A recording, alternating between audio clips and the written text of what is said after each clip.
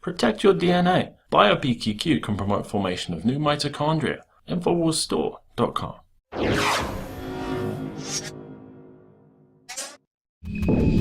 Well, the establishment worldwide is absolutely in a panic. We are seeing them take this fake news to the next level. Now the EU is demanding that social media websites censor fake news within 24 hours.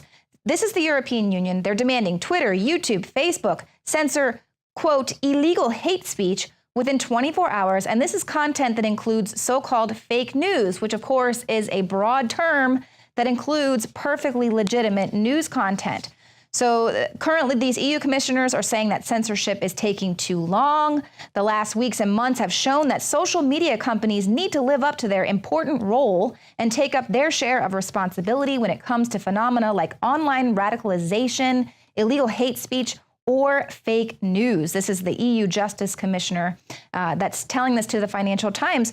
So this is chilling. They're using fake news in the exact same context as jihadist propaganda. They're saying shut it down within 24 hours. It's taking too long. We're going to take these matters into our own hands. And of course, this fake news controversy is being totally exploited by the mainstream media to characterize completely legitimate news sources out there, including even left-wing outlets that are critical of Hillary Clinton, say. So this is totally dangerous. They're calling it fake news. They've taken it to the next level, and they're absolutely in a panic because they see the effect that alternative media and alternative voices out there have had on their globalist agenda. And, you know, here, the ultimate fake news channel, CNN, is at it again. Talk about pumping propaganda. They actually ran a segment suggesting that Trump is going to be putting Muslims in internment camps.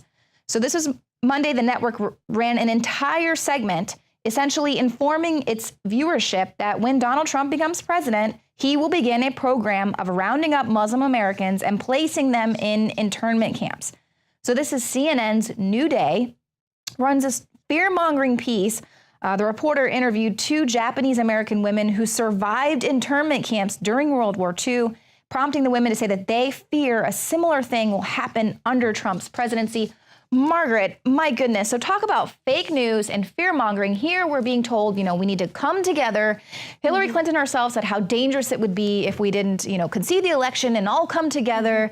And here we have CNN pumping out this propaganda, total fear-mongering. I couldn't have said it better myself. Not only are we seeing them pump out fear-mongering, so we have 2 prongs of this. First, we have the censorship aspect of it, where they're taking down accounts. Anybody that suggests real news, people like Bibi Wilhelm, who was talking about the German rape crisis in her town, Facebook immediately takes down her post. But we have a second prong to this where it's all out lies. And, you know, God bless these 2 Japanese American women that survived internment camps in the 40s. That was a very horrific time. But to suggest what they're suggesting, to make that leap about President Trump, is complete and utter garbage. It's total lies. This is what one of them had to say. She's suggesting that, quote, Trump could make a dark moment in history a reality again. She goes on to say, you have to fight for your civil rights. You can't just sit back and say, I'll let it happen. They were essentially intimating the fact that Trump would put Muslims in internment camps, which is specifically not true, when the reality is,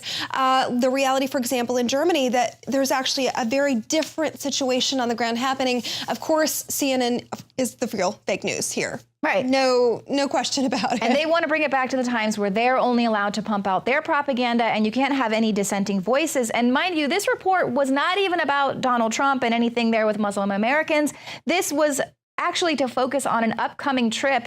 The Minister of Japan is planning to go visit Pearl Harbor. So this is a report about Pearl Harbor, and they use it as a way to try to convince Americans that Trump is going to be rounding people up FEMA camp style, putting them in dangerous forced labor camp.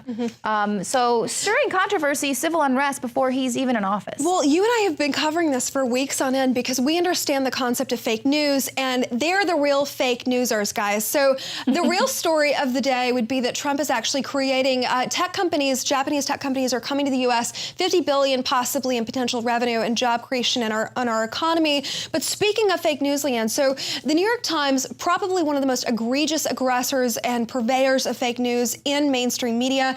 The editor of the New York Times, her name is Liz Spade. She actually told Politico in this report on Tuesday, in retrospect, I could have held back more, not knowing the context of these tweets. Now, she's specifically speaking of these egregious, ridiculous tweets Totally that biased tweets. her staff was purporting about Donald Trump. They were nasty and awful. Tucker Carlson sat down with her, and just to see her tail between her legs type posturing, she clearly, the egg on their face is unbelievable, but it doesn't change the fact that they did it. They're the real hate mongers in the society. They're the real purveyors of fake news, and yet, no apology, just, oh, maybe those were a little harsh. Yeah, so totally spineless, walking it back. First, when she's pressed on it, she says, yes, they shouldn't have done that. That was totally biased. And then her reporters are like, why don't you stick up for us? And then she's like, well, maybe I shouldn't have done that. I mean, just completely spineless, back and forth. Stand up for what you believe in, for what you value. And of course, I guess that's what they're doing by trying to create civil unrest in this country by saying,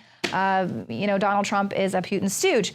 But here, Trump is actually showing that he is ready to get right down to business before he even takes office. He's making these decisions 6 weeks before he even gets in.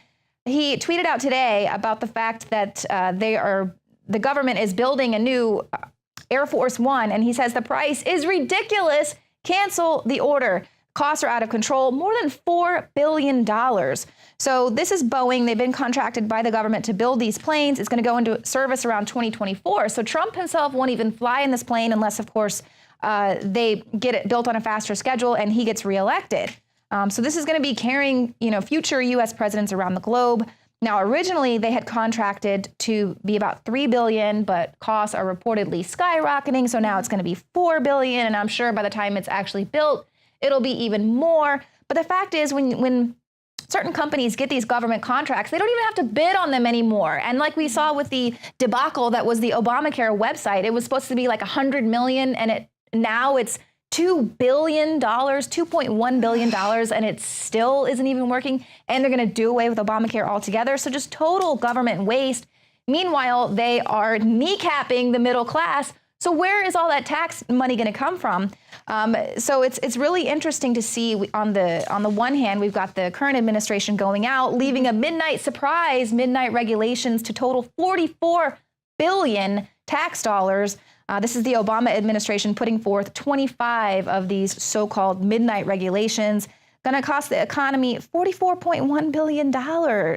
And of course, this is maybe an overshot. It could be more than 8 times of that. So this is just, thank you, Obama. And the GOP, they say when they get in, they are eyeing an overhaul of the federal workforce, reducing the number of workers, and actually making it easier to fire people who suck. Right. Well, revolutionary concept, fire people that are inept and don't do their job. So Washington, D.C. and the surrounding area, specifically in Maryland and Northern Virginia, one of the wealthiest areas in the country. And the reason for that is all of these mass government jobs, they pay these crazy salaries. It's basically la-la land, and I love it. Trump says, get off my plane, Boeing, number one. He's already started trimming the fat. We actually have one of our coworkers here, her father works for Boeing, and he was talking about the massive waste and spending of his company, and he works there, if you can believe that. The federal workforce under Trump, he's going to streamline it.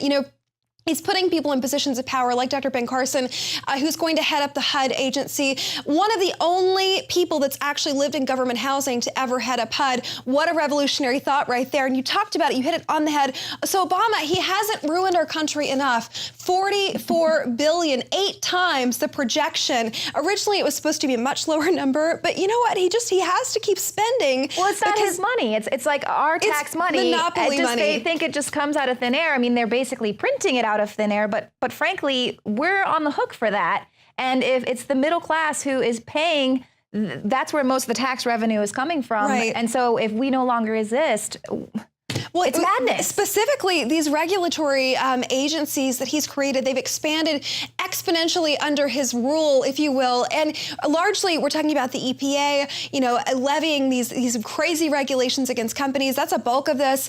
But really ridiculous regulatory costs to push King Obama's final agenda and the last 50 plus days of office. So And then, of course, on the other side of the world, we've got Angela Merkel and her bid, fourth term coming up, and people are absolutely, just as we are exhausted with what's going on over here, she is now flip-flopping because her country is exhausted with her. She's in a fight for her life. So we're talking about one of the longest-serving chancellors of Germany in German history. The woman's mass immigration policies that have virtually wrecked the country, and yet she censors people that have the nerve to criticize her. I was watching this British reporter. He went into Cologne, actually, was asking people what they thought of Angela Merkel. They were afraid to speak for themselves. They couldn't even voice their opinion of her. Let's hope that they take it to the ballot box. But this is really rich. So she's calling for a ban on full-face Muslim veils because she's promising a tougher stance. Exactly. She's promising a tougher stance on immigration, if you can believe this, after a crazy record. She's butchered Germany. You know, she's speaking to the CDU, the Christian Democratic Union, and she was saying that, look, we need to ban these veils because we have a parallel society happening in Germany. Well, lady, you created the parallel society that's happening in your country. Right. It might be a little too late to actually go back and backpedal here just a little bit. But it's amazing that she sees the writing on the wall for her. She sees that she's in utter crisis mode. She's about to lose. The Bundestag and the Bundesrat are already starting to work against her in those policies. And this is her last. She saw what happened to Matteo Renzi. It's coming, lady. There's nothing you can do. Go ahead and try to ban those veils. But I mean, my it's a little too late for the flip-flopping. Exactly. You're done. Yeah, thank you for destroying the country, and see you later. And then, you know, like you mentioned, some of the laws that they're putting forth and just making people fearful to speak out against these policies that are harming their country. For instance, German state media,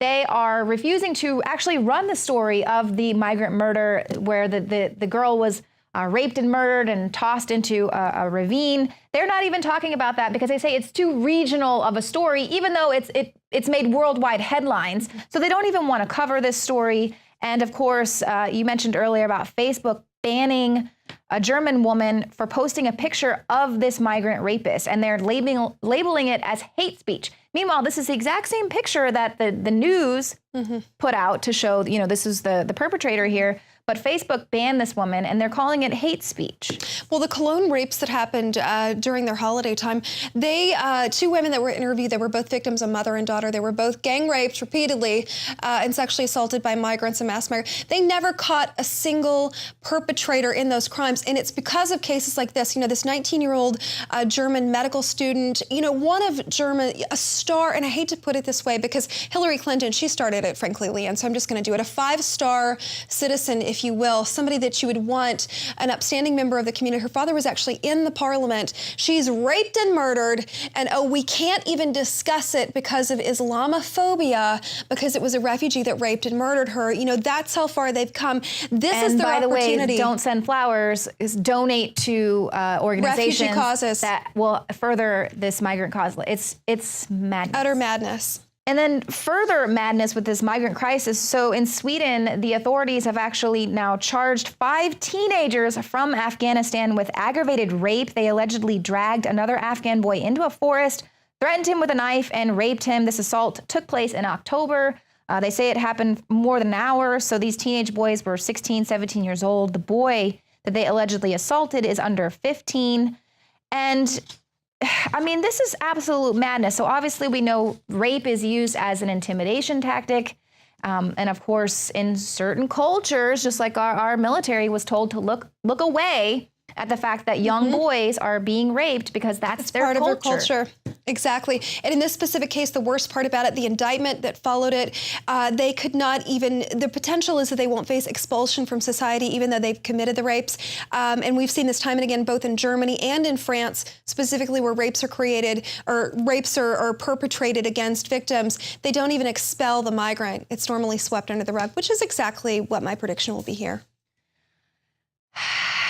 And to just bring it back here to our shores, now we've got an amnesty group actually fighting to hide the California gang database from Donald Trump. So, I mean, these is social justice warrior madness. This is immigration advocacy groups. They're asking California the Attorney General there to block federal access to the database. It contains names of gang members in the state. The goal is to block access before President-elect Donald Trump is sworn in, thereby preventing his administration from seeing the names of individuals who could find themselves on the deportation short list. What? Get the hell out of the country. That's what we're talking. It's not about rounding up and deporting everyone. It's specifically gang members, people here that are committing violent acts, raping, Protect murdering. the criminals, Ian. That's what this is about. That attorney general in California, he apparently doesn't know the law, especially the federal law when it comes to immigration policies. And the president needs to immediately yank any sort of federal monies going into California if, in fact, that takes effect, which I'm assuming that it will based on all of the crazy news we know that comes out of California, frankly. The fact that they want to protect the criminal, offer sanctuary cities. We're talking about violent murderers in these specific cases here. And that's exactly who Donald Trump has tried. Albeit the mainstream media has tried to take his words spin him out of control, but he's tried to express over and over again, this is what he wants to focus on is these violent gangs, these violent criminals. We don't want this in our country. And you know what? That's why I was kind of laughing when California was threatening to secede when Donald Trump got elected. Like, see you later. Frankly, you guys, I know we have a huge audience out there in California. So we love you guys. We know it's not everyone out there.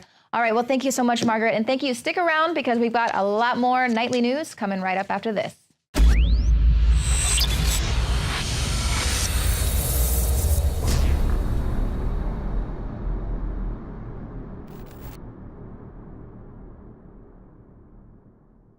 Our fellow Infowars across the United States and across the planet really love the Hillary for Prison 2016 shirts that we began to put out in 2015.